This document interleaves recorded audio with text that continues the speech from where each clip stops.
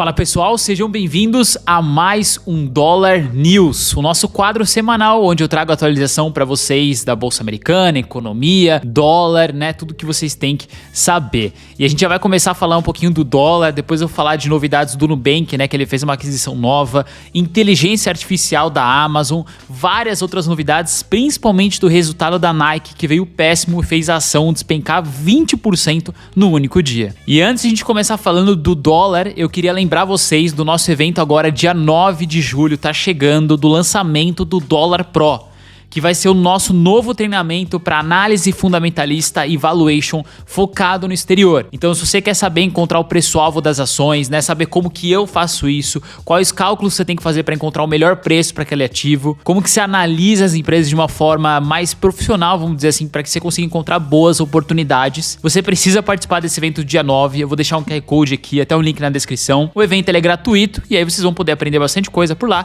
e também saber um pouquinho mais desse novo lançamento do treinamento Dólar Pro, como que ele vai funcionar, o que vai ter lá dentro. Então bora pro quadro Dólar News aí. Bom, a gente começa a semana aí com o dólar quase batendo 5,60. Olha que doideira, né? É o maior dólar desde o início do ano, né? Que começou a 4,91 e já sobe mais de 15% em 2024. E essa nova alta teve algumas justificativas, como uma nova fala do presidente Lula aí que impactou o mercado. Em uma entrevista na quarta-feira passada, o presidente questionou a necessidade dos cortes de gastos. E ele chegou a negar que eles gastam demais e que a dívida pública nem tá tão alta assim. Ele chegou até a comparar a nossa dívida sobre o PIB, que está mais baixa comparada a outros países como França, Itália, Japão e Estados Unidos. Não faz sentido nenhum essa comparação. Os Estados Unidos, com uma dívida de 126% do PIB, é um país muito menos arriscado do que o Brasil, que tem aí 76% da dívida sobre o PIB. E para piorar, na última sexta-feira, o Lula criticou o Banco Central e o dólar disparou. Ele disse que o patamar dos juros no Brasil vai melhorar quando ele indicar o novo presidente do Banco Central. Isso, de certa forma, traz um receio gigantesco no mercado, porque mostra que o presidente talvez queira movimentar as taxas de juros na marra, colocando talvez pessoas da sua confiança. Além de tudo isso, a gente tem que pontuar que a arrecadação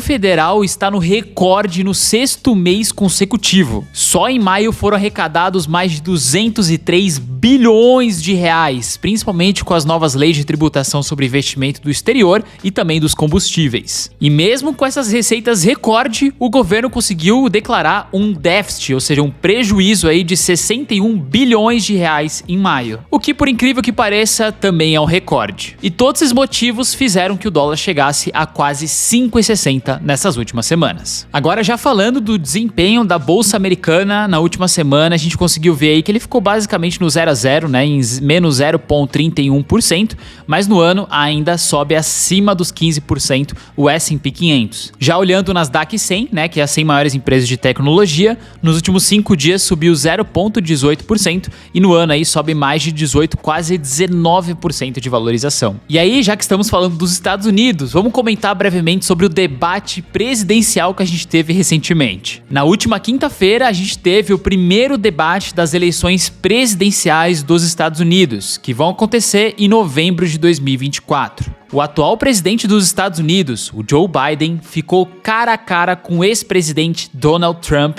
em um debate que durou cerca de 90 minutos. O debate era bem interessante porque ele não tinha plateia, nenhum deles poderia se comunicar com seus assessores ou qualquer outra coisa interna, eles tinham que realmente falar o que vinha da cabeça deles e o que eles tinham ali de informação. Entre vários tópicos debatidos ali entre os dois, os que mais pegaram e com certeza que vão fazer mais diferença aí na votação é a questão da economia e inflação americana. Biden disse que não havia inflação quando ele se tornou o presidente, porque Trump dizimou totalmente a economia em seu governo, com a taxa de desemprego atingindo 15%. É por isso que não havia inflação na época. E o Trump chegou a responder que Biden não fez um bom trabalho e a inflação explodiu sob a sua liderança, porque eles gastaram dinheiro com um bando de pessoas que não sabiam o que estavam fazendo, se referindo aos trilhões de dólares em estímulos do governo durante a pandemia. Biden demonstrou que gostaria de aumentar a taxa de impostos dos super ricos de 8,2% para algo em torno de 25%, com o objetivo de gerar uma arrecadação maior para o governo a médio prazo. Trump respondeu que em seu mandato, o governo obteve muito mais receita com muito menos impostos, já que as empresas estavam fazendo trilhões de dólares de volta para o país. O que gerou um grande debate, na verdade, foi depois do término ali entre a discussão entre os dois ali, porque teve vários memes na internet sobre o Joe Biden, que ele tava com uma dificuldade muito grande de falar, tinha alguns momentos que ele dava até uma gaguejada,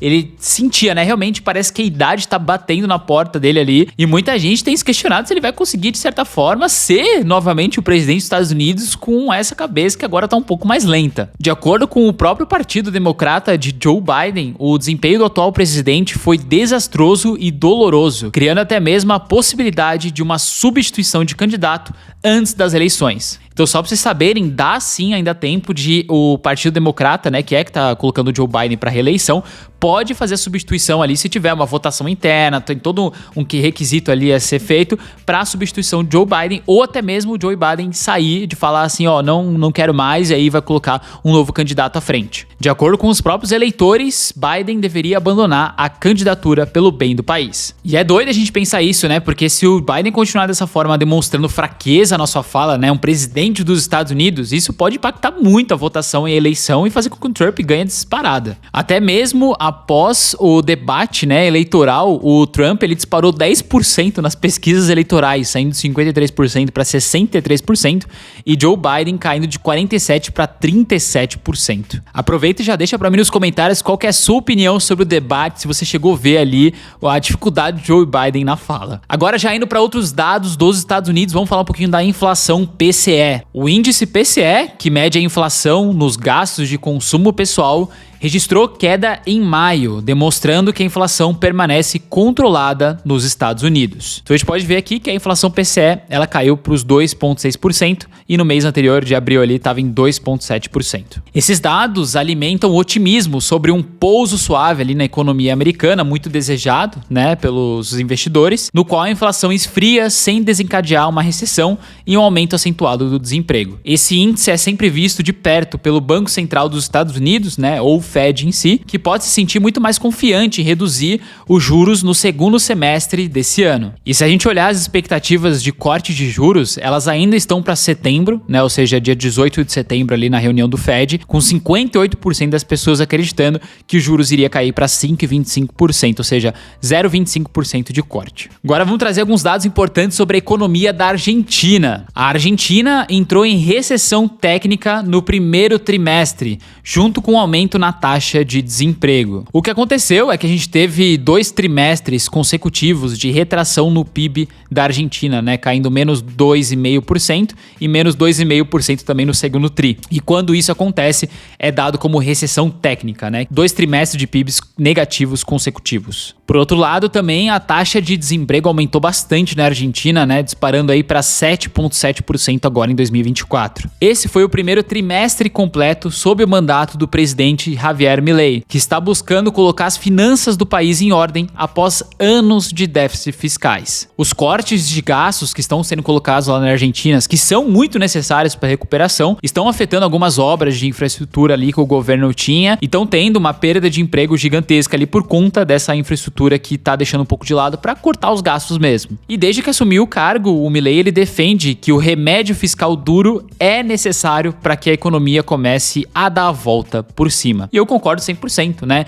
Muitos anos a Argentina foi deixada de lado, inflação disparada, e agora que tá mexendo um pouco, vai de certa forma destoar alguns indicadores financeiros, econômicos, para que ele volte a gerar um superávit aí na economia. Então, acredito que esse movimento que tá acontecendo negativo por lá agora é realmente a movimentação necessária que tem que ser feita para eles voltarem a ter uma inflação mais controlada e também gastos menores públicos e mais receitas geradas. Agora vamos falar um pouquinho de empresas. As ações da Rivian subiram mais de 36% na última quarta-feira. A Rivian é uma empresa norte-americana de veículos elétricos, com foco em pickups e SUVs. As ações, de certa forma, subiram porque a empresa anunciou uma parceria recente com o grupo Volkswagen, que deve investir cerca de 5 bilhões de dólares na Rivian. Os investimentos eles vão solidificar os balanços ali da Rivian em si, que vão, de certa forma, conseguir produzir os mesmos veículos com os custos um pouco menores e mais padronizados. atualizados. A simplificação de produção e o corte de custos estão colocando a Rivian cada vez mais próxima da lucratividade. Enquanto isso, a Volkswagen terá acesso ao software da Rivian, que será implementado em escala nos milhões de veículos que são vendidos globalmente. Porém, mesmo com tudo isso,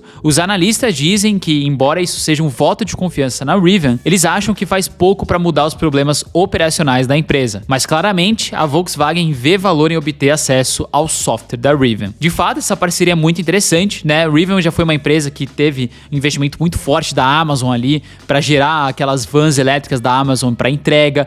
Teve vários investimentos de outras empresas, Volkswagen colocando grana também. Então é uma empresa bem visionada por outras empresas gigantescas e que ainda está tentando encontrar participação no mercado. Eu, quando fui para os Estados Unidos, eu vi algumas vans, mas ainda muito poucas, né? Então a gente tem que ver a aderência disso no mercado americano. Agora, já trazendo para o lado da Amazon, que estaria trabalhando aí secretamente em um chatbot de inteligência artificial para competir diretamente com o ChatGPT. De acordo com algumas fontes, esse novo chatbot aí da Amazon se chamaria Matches e seria lançado em setembro, na mesma época ali que eles fazem os eventos relacionados à Alexa. O Matches será capaz de retornar informações de textos atualizadas em conversas, além de outras habilidades mais complexas, como acender as luzes e reservar um voo de avião. Ainda não existe muita informação se de certa forma a Alexa seria integrada com essa nova inteligência artificial e como tudo isso funcionaria, se seria um plano separado, mas com certeza vai agregar muito para os usuários. Na última semana, as ações da Amazon subiram cerca de 2% graças ao otimismo em relação